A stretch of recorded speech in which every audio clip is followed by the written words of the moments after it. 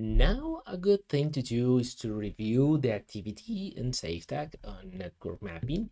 Here we'll have a lot of very useful information. Probably the prerequisite, if we can say so, is understanding a little bit better how does computer ports work.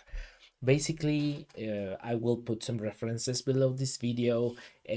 However, the basics of it is that when you send to an IP address or to a server, when you send some information, there should be a way for the server to understand if the information they are receiving is related to a web server or is related to, I don't know, FTP file transfers or SSH connections or any other kind of tools, or if it has an email server that this connection we are receiving is for that email address, email server, sorry. Even in that case, it would be interesting to understand if this is an email that we are receiving, or maybe other kind of confirmations or other kind of connections that are product of we sending email from this server. In general, I mean, there may be thousands of examples of things that you can do on a server, and one of the ways that these servers or these computers can deal with that is to making available a number of ports. Okay, you can see them as lanes where the information can park, and depending on which one of these lanes or ports the connection is arriving or departing from, you can know in a more efficient way as a computer how to manage efficiently the resources and the connections and the information that is being trafficked through those ports.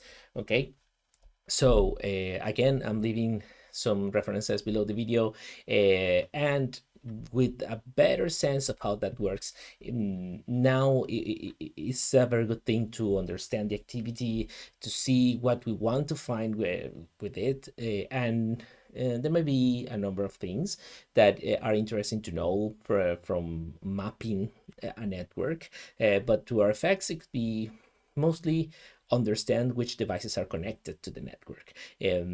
For instance, in some cases, we can find some devices that we don't know what they are. So probably it's a printer, probably it's a server, a file server that is there from years running, but nobody's using that, and it could be probably outdated.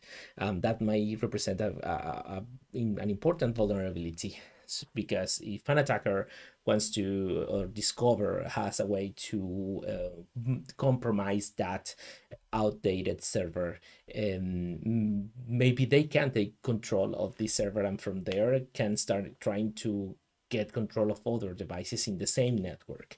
um, Another thing that can happen is kind of a more remote possibility, but there might be implants, there might be devices connected to the network that are put there by a malicious actor with the intention of stealing information or doing any other unintended or illegal activities there. However, in practice, this doesn't happen a lot. What might happen is that you might find a device that you don't know what it is, and then when you research a little bit more, you discover that this is a phone central or something like that, or any other kind of legacy server or device that nobody's using, nobody knows how this works. And that might be again a vulnerability. So yes, that's kind of in general what we want to achieve here. Also, we can find interesting things like detecting computers that they have their firewalls off. um, Part of the work of a firewall in a computer, in a server, in a device, is to block the connection to these ports, so we reduce the attack surface of that device. And in some cases, or in most cases, we can assess with a network mapping if those ports are open or closed or filtered. So that might give us a good idea if if that firewall, the firewall for that device is operating or not.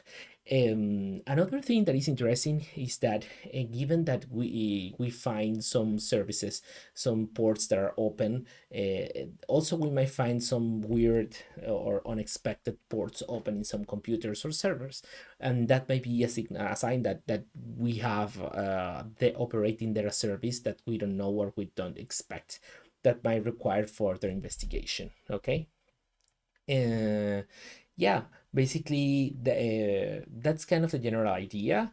I invite you to read this activity. It's very well written, and everything is there. There is a good consideration at this moment. There is some formatting issue here in the website for SafeTag, but if you Google literally common ports, you will find a lot of references. Okay, this is an extended version of that table that is not working on the SafeText website. But here, basically, to give you a sense or a broader context, in computers, the ports are going from the port 1 up to port 65,000 something else. Is around that number of ports that are available in a computer. And usually, depending on the services you are running, you might find that some specific service use specific port numbers. Okay. This is usually true for most like everyday services. However, is more like as a reference. Okay, to give you an example, every time we navigate to a website and this website is not using HTTPS, but instead is using the old HTTP unencrypted connection, and the web server, that computer, that server will process this connection by default on port 80. Okay, and when we are using HTTPS, then another service will take over that connection and it will be transmitted or managed by port 443. Okay, and so on. I mean, this table in particular, I believe, has more than 50 common ports. Is that this table? So it has a lot of things.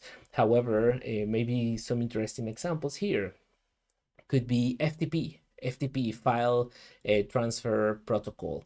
This is kind of kind of old technology, and is by default is unencrypted.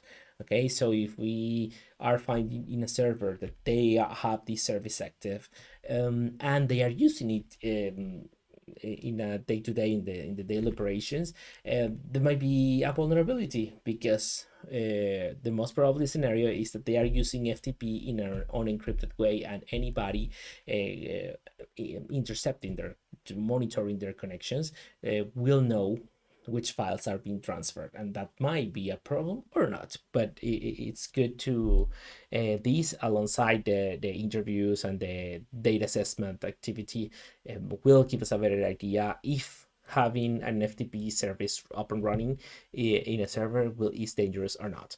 And same with maybe others. For web servers, it's very usual to see some ports that are working, or suggesting it's also a mail server. For instance, this is one famous SMTP. And also we will have others like this 110 for POP 3, and others 143. Again, as with many other things, if you are in doubt, you can pretty much research on your side. You can Google. These tables are also good because it's not the same thing to see this port number appearing in your reports and not knowing what it is, than having the table, and at least I have where to start. No, I can just try to look for information on this. So yeah, that's kind of the idea. I will also put some links to these articles. It's very similar.